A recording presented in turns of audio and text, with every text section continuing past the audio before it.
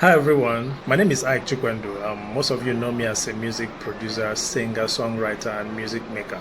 I'm also a public speaker. I've always had passion in self-development and growth, especially as it concerns the mind and its connection to the physical body and our actions and our experiences as a whole in life. From when I was a child up till now, of course, I've had this keen interest to study what makes us humans think the way we think and act the way we act and feel the kinds of emotions we feel daily. What makes it even more fascinating for me is that we get so used to our thoughts, our actions, and our feelings, so much so that in time, it doesn't take effort for us to engage in all three at the same time. In other words, that's what is referred to as habit or addiction. Now, I've always wanted to know why this is so. As a subject that I love so much, that I have passion about, it didn't take me time to realize that there is a connection between our thoughts, our choices, our actions, our experiences, and the emotions we feel. There's a very strong connection between these five. Because it's the thoughts that we think, and I want you to reason this with me. The thoughts that we think leads to the choices that we make. And it's the choices that we make that leads to our actions and behaviors. And it's our actions and behaviors that creates our experiences. And it's those experiences that produce our emotions. Now think about this for a moment. Our choices come from the thoughts that we think.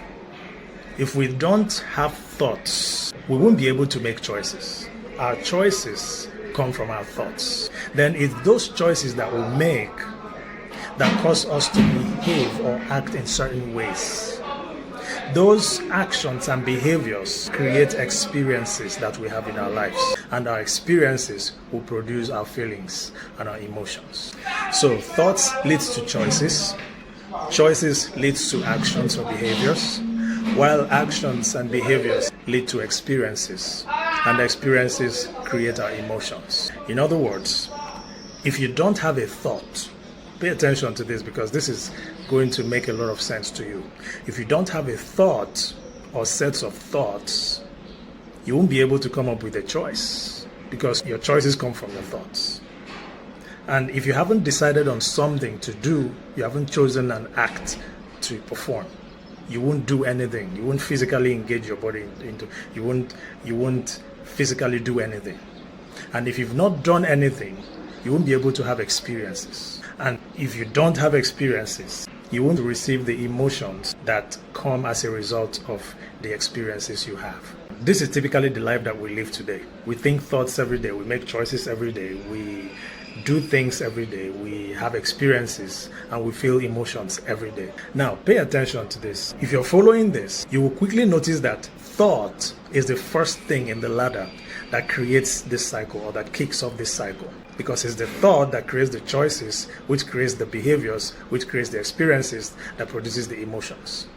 That makes thought very, very important and very, very powerful. So when I realized this, it was pretty cool at first because realizing the fact that my thoughts influence my choices, which influence my actions, which influence my experiences, and all of that caused me to think, that caused me to feel the kind of emotions that I want to feel in life. It was pretty cool. So if I'm able to control my thoughts, then I'm in power.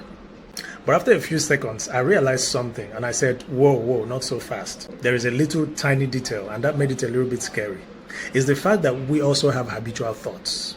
Now, we know that a habit is something that you have done so many times that it has a will or a mind of its own. It doesn't need your conscious awareness or effort to engage it. That activity that you've done so many times that your body now knows how to do it more than your mind. That's what a habit is, and that's what an addiction is. So there are thoughts that we have thought so many times in our lives that we don't have conscious control over. You have them. I have one of mine, or some of mine. Now, those thoughts are not going to be easy for you to control. So it's a little bit more than just saying that, okay, when you control your thoughts, you're able to control your choices and control the rest of the team.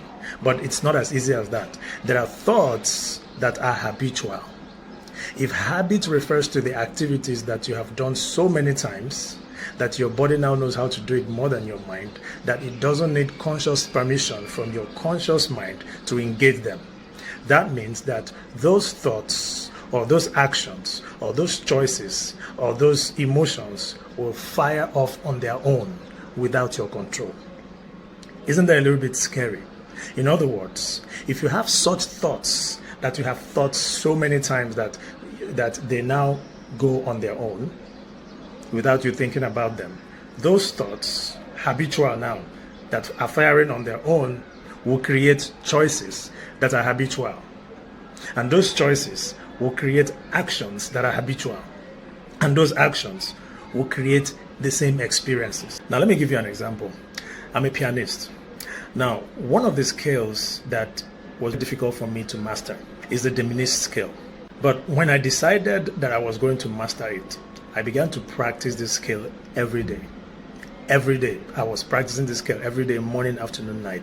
I was doing a mental rehearsal. I was doing a physical rehearsal on the piano. Now, I can play this scale with my eyes closed, while looking up, while having a discussion with someone else, while eating, or while even dozing off. Why? Because due to numerous series of practicing sessions of playing the same scale over and over again, I have gained mastery. I don't need to focus on the piano or focus on what I'm playing to play it properly. I don't need to pay attention to what I'm playing to play it properly. As a matter of fact, my fingers now know how to navigate their way through the keys while allowing my conscious mind to do something else. And that's why I can do it sleeping, dozing, doing any other thing. Okay, I don't play it sleeping, but you get the point. Because it almost looks as if my fingers have a mind of their own. In a very real sense, they do have a mind of their own. That's why they can do it without my conscious awareness of it. Let me give you another example. Let's say you wake up in the morning and every day you wake up in the morning, the first thing you do is to use the bathroom. And you've been doing this for years on end. Every day you wake up, your body is going to drag you to the bathroom. Why? Because you have done it so many times that your body knows how to do this same act more than your conscious mind. It doesn't need your body to tell it that it has to go to the bathroom before it goes to the bathroom. It knows how to take itself to the bathroom the same way your conscious mind knows the way to the bathroom. Because you have done it several times. That is habitual. And this is the same thing that happens to your thoughts, to your skills, to everything that you do. As long as you are doing them every day, your body will take over for your mind and begin to do it for you. So back to the thoughts. When I saw this and I said, okay, so not so fast. When you have habitual thoughts, these thoughts will create habitual choices. If our thoughts create our choices, it means our habitual thoughts, the thoughts that we're going to be thinking, that we're always thinking about, will create habitual choices. And these habitual choices are going to create habitual actions. And these habitual actions will also create experiences. In other words, we're in a cycle, we're in a kind of a loop that doesn't change. And this is exactly the reason why change is very difficult for most people. Have you noticed encountering recurring experiences in your life? You meet the same kind of people. You're always stuck in the same kind of circumstance. You're always stuck in the same habits.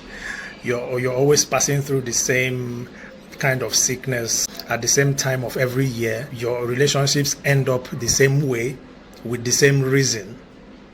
Or you notice that what is happening in your life right now is the same thing that happened to your dad, and the same thing that happened to the dad before your dad. It's in your blood. There is a sickness that is in your family. It keeps recurring.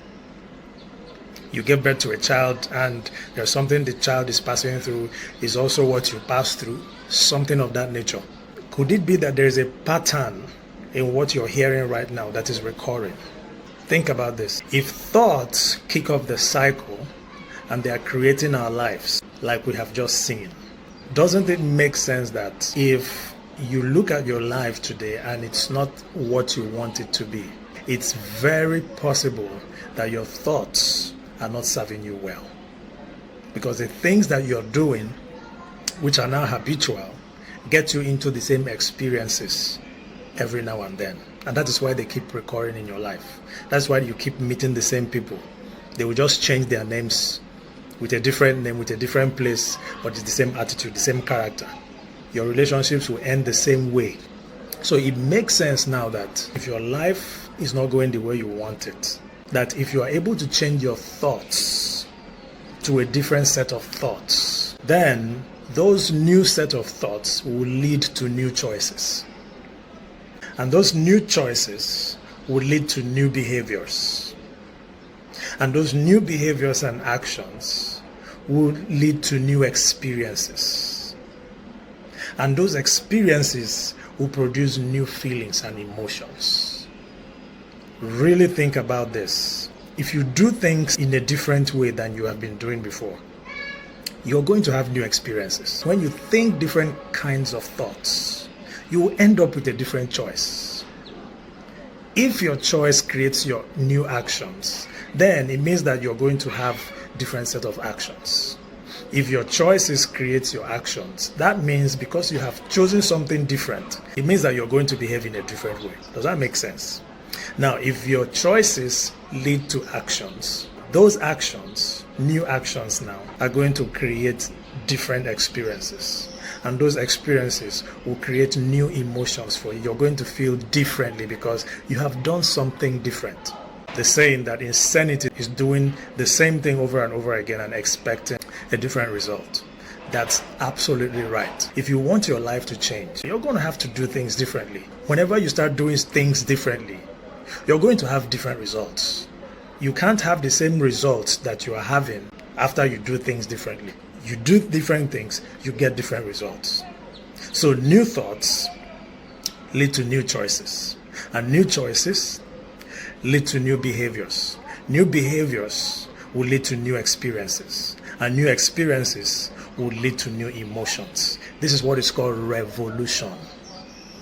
You are now a different person with a different life, with a different mind, a different set of actions, and a different experience. So as a matter of fact, when you change your thoughts, you have changed your life. This is actually what is called change of mind. Now, speaking of mind, your thoughts put together is what creates mind. The intelligence behind every action is called mind. I know at one point or the other you've made the statement, I changed my mind. What you were just saying is that you've chosen different set of thoughts that are going to cause you to do things differently than you were already doing or than you proposed to do before. That's what you meant when you said you change your mind. In other words, when you change your thoughts, you have changed your mind. When you changed your mind, you've changed your life. Because when you change your mind, you're going to change your life. And when you change your life, you change your environment. And when you change your environment, you change the lives of people around you. And when you change the lives of people around you, they will change their environment. And when they change their own environment, they will change the lives of people around them too. And when they change the lives of people around them, they will change their own environment too. And before you know it, change will circulate around the world. We would have changed our world. Doesn't that make sense? So we're going to be taking a journey together on how to change our minds to change our world. And that begins by changing our thoughts.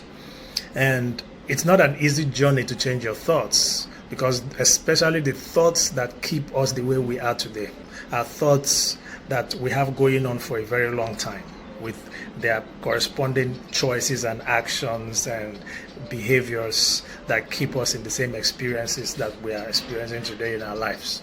So as a matter of fact, they become habitual, and that they become too stronger than our conscious mind, that we cannot just do it alone with our conscious mind.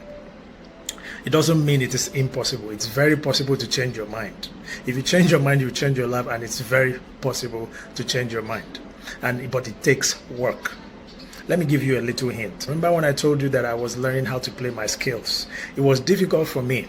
But once I decided I was going to do that, I had to come up with a plan. And the plan is that if I practice this thing 3 times every day, give it 1 hour, 2 hours to practice it every day, and give it a mental attention as well, and also practice on the piano Within few weeks, I was going to be perfect on that skill, and that's exactly what I did. But it took me work, it took me effort. But when I did it, I mastered it. In other words, it's going to take a lot of discipline on your part, but it is worth it. It is worth it. If the life you desire to live is so important to you, then the discipline that is going to take you to get there will not be a challenge for you. It's something that you can do, bring out time to do. We're going to be learning what affects our mind, how to be disciplined, and how to be able to effect change, lasting changes in our lives that is going to make our lives better and the lives of people around us. Okay, thank you for watching, and I'm going to talk to you soon. Leave me a comment below and tell me what you think, and if you have any questions, if you have any comments, just let me know what you think in the comments below, and I'll be grateful to also acknowledge that and get back to you as soon as I can. Thank you very much, and have a lovely season, and talk to you soon. Bye.